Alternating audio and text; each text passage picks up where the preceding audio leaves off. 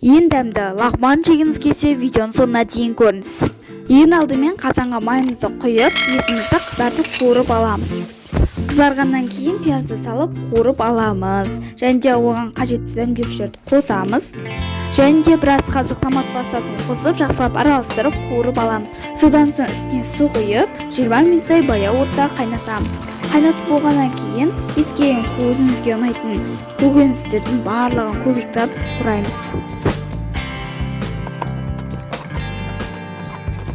20 минут қайнап болғаннан кейін сәбізбен редьканы салып араластырамыз. Және де сарымсақ қосамыз. Редькамыз қатты езіліп еріп кетпеу керек. Кішкене су құйып қайнатамыз.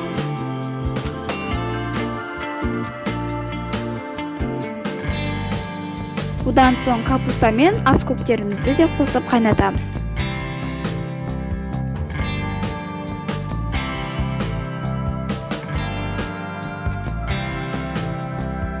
Капуста пісуге жақын қалған кезде жартылай ащы бұрыш пен светофор бұрыштарын қоссаңыздар болады.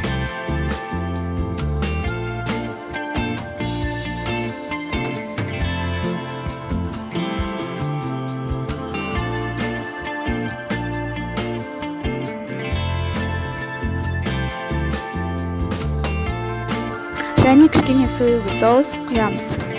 Осымен лағманның подливасы дайын.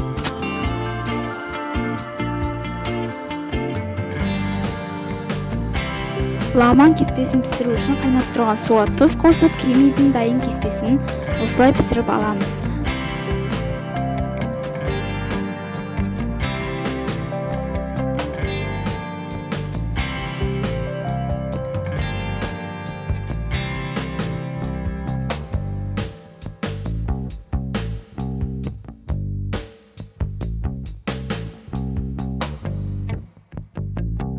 Асыққанда осылай дайын кеспемен пісіріп көріңіздер, дәмі өте керемет болады. Видео рецепт ұнаса, лайк басып, каналыма тіркеліп кетіңіздер.